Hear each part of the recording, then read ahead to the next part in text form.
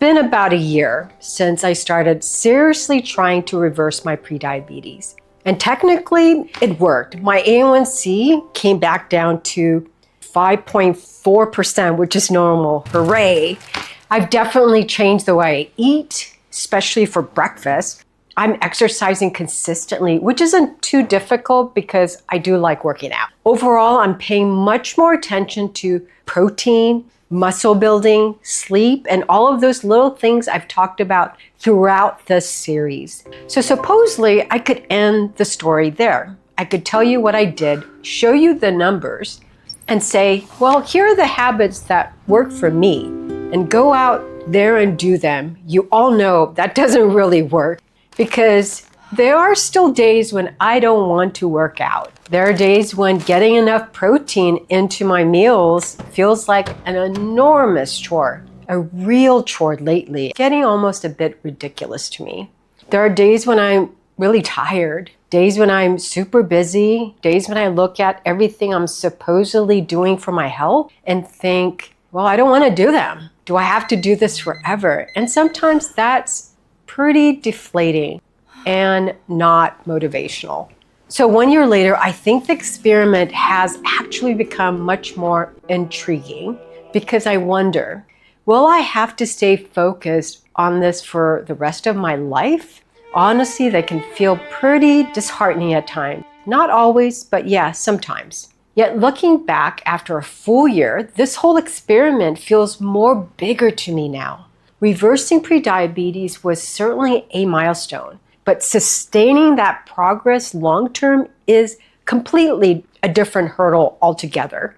Whenever we discuss self-improvement or health journeys, we usually stick to predictable script.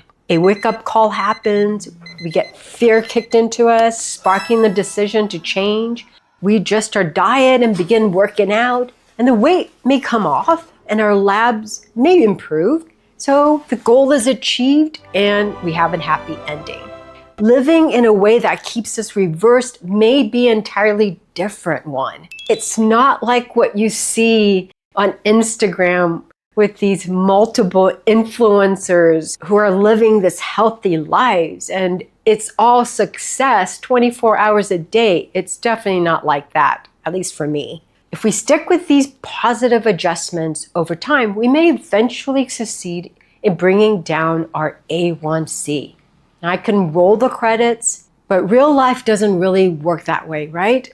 There wasn't a moment when I crossed some invisible line and suddenly became a person who wakes up early every morning, excited to exercise. I didn't suddenly start craving protein at every meal. And I definitely didn't wake up one morning completely immune to dessert. I'm actually envious of people who say they don't have a sweet tooth. What happened, to me at least, was much less dramatic. I got better at doing certain things more often. And I think that distinction matters. Because if you're watching this while trying to lower your blood sugar, lose some weight, exercise more, or lower your blood pressure, or make almost any long-term change, I don't want you looking at someone else's success and thinking, why does it seem so easy for them? Because you're usually seeing the outcome. You're not seeing the Tuesday afternoon when they're exhausted and don't want to go to the gym. You're not seeing the meal that didn't go according to plan. They're only showing you the perfect meal. You're also not seeing the negotiation happening inside their head. And even now, I still go through those same internal negotiations. But I've accepted that because I think this eternal dialogue will be a lifelong conversation. Exercise has become a pretty normal part of my life for a very long time. But normal doesn't mean effortless. Even though exercise is a regular part of my life now, that doesn't mean it comes naturally every single day. Why I love training, especially in group classes, like my husband, there are plenty of times when I'm just exhausted and have zero motivation. I've realized that on tough days, my mind falls into a binary trap with exercise. I either complete my planned workout or consider the day a total loss. I'm actively shifting away from that mindset by learning to embrace adjusting effort over all or nothing approach. Push for time. If an hour isn't possible, squeezing in a quick 20-minute session is a genuine win. Trading a grueling workout for a gentle walk keeps your momentum going. Scaling back your usual gym routine is still meaningful progress. Reframing it like this, knowing that 20 minutes counts, walking counts, and simply doing less still counts, has been a game changer for me. And maybe it will help you too. When you're having a tough day, having an incredible workout isn't always the main objective. At times, the priority is just to show up and not fade away. Focus on maintaining your connection with exercise. I've realized that a single skipped workout does not really matter in the long run. Instead, it's the narrative I construct around skipping it that can take on too much significance, such as I'm losing my discipline, I'm becoming lazy, here we go again. Allowing those negative thoughts in can easily escalate one off day into 3. Now, to prevent that, I now lower the barrier to entry significantly. What's the absolute minimum effort I can realistically manage today? Sometimes that minimal effort is plenty. Other times, I still do not manage to do it, and that is completely okay. Tomorrow simply provides another opportunity to gather data and see what happens. Protein is another good example. I've talked quite a bit in this series about muscle and insulin sensitivity in this video. Maintaining muscle has become a top priority for me, which means I've had to pay far more attention to my protein intake every meal. In theory, it sounds straightforward, just eat more protein. But putting it into practice every single day is hard. It turns out to be surprisingly frustrating at times. I often look down at my plate during a meal and ask myself, where is the protein? Or I get toward the end of the day and I realize I haven't eaten nearly as much as I intended. And after constantly tracking eggs, chicken breast, Greek yogurt, and other staples, eating can quickly start to feel like just another task on your to-do list. Moments like that can be really disheartening. I know what I'm supposed to be doing, yet I'm still falling short of perfection. But lately though, I've shifted my focus to a new question. Rather than asking, why can't I get this right? I now ask, how can I make this easier? Reframing my perspective completely shifts the challenge. Instead of striving for flawless nutrition at every meal, I can focus on practical adjustments. Stock convenient options like zero prep protein sources readily available. Release perfectionism. Accept that not every single plate needs to be balanced. Focus on momentum. If one meal falls short on protein, simply aim to do better with the next one. It sounds remarkably straightforward, yet it highlights a core lesson about sustainability. Long-term success isn't about forcing yourself to exert more willpower.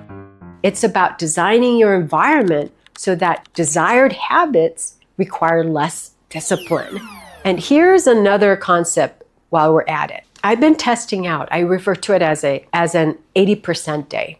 Truthfully, some days might hover close to a 60% day. The exact percentage is irrelevant. The core objective is granting myself grace to accept a day that was simply good enough. Consider what that looks like. Maybe breakfast hit the mark, but lunch fell short.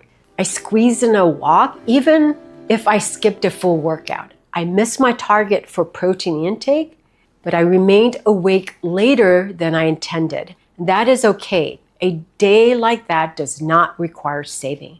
Most importantly, it should never spiral into something like Since everything is already ruined, I might as well reset on Monday or next week. That is precisely the pitfall I want to steer clear of. Chronic conditions do not stem from single less than ideal meal, a skipped exercise session, or one poor night of sleep. They build up gradually over extended periods, even decades. In the exact same way, our positive health habits take time to form. Since long-term well-being is the cumulative result of countless everyday choices, no individual choice needs to feel like make or break. Realizing that brings a profound sense of relief, right? Motivation is unreliable, and I'll say it again. Motivation is unreliable. Motivation is fantastic whenever it happens to strike, but it makes for an unreliable foundation for a long-term health plan.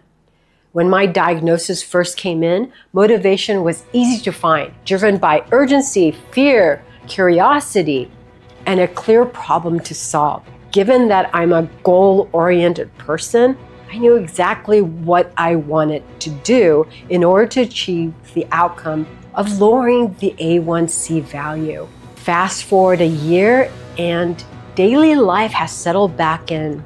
Work, travel, chores, fatigue, and plain old reluctance. Once that initial surge of emotional energy ebbs away, something else has to step in. For me, that replacement is structure. Stocking foods that make nutritious choices effortless. Establishing set routines for exercise. Taking walks simply because movement is part of my identity now and I enjoy it so much. Taking care of myself without needing to feel inspired first. Crucially, it means refusing to treat every choice as a test of my overall self-worth. As a healthy person, it's just one choice at a time, followed by the next one. I'm trying to remove the morality from it. Discovering this was a major point for me. We place so much moral weight on our health choices, constantly judging ourselves. I was good today.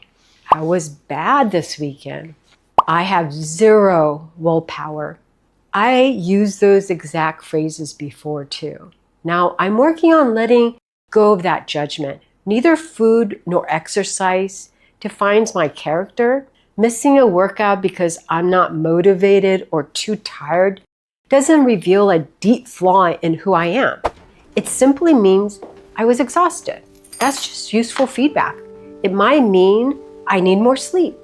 I've been overtraining, sometimes I do, and I may be under a lot of stress. Or simply I just need a day off. Not every day calls for a deep psychological analysis. Sometimes a bad day is a bad day. Just pick up and keep going. Sustainable doesn't mean effortless. I think this may be the biggest misconception I had going into this. I thought that if I found a lifestyle that was truly sustainable, eventually it would become easy. I'm not sure I believe that anymore. Some things absolutely have become easier. Exercise is much more integrated into my life. I have a schedule. But my exercise focus is different, CrossFit and building muscles. I understand blood sugar much better. I understand insulin resistance better. And most importantly, I understand myself better. But there are still days when doing the healthier thing requires a decision.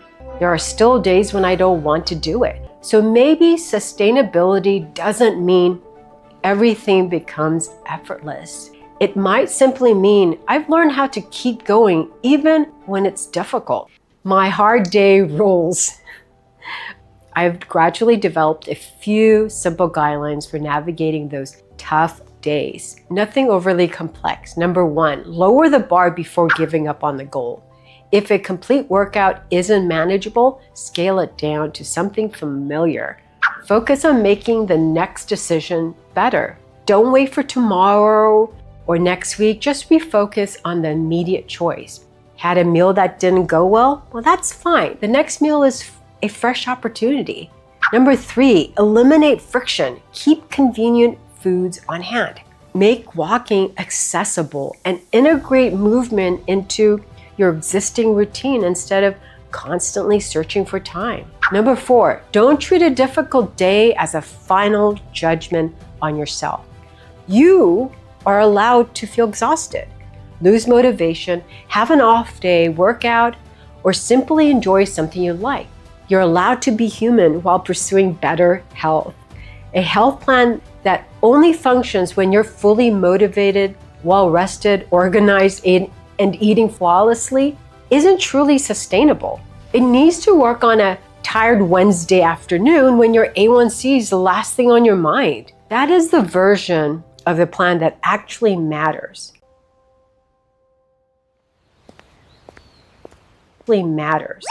So, did the experiment work?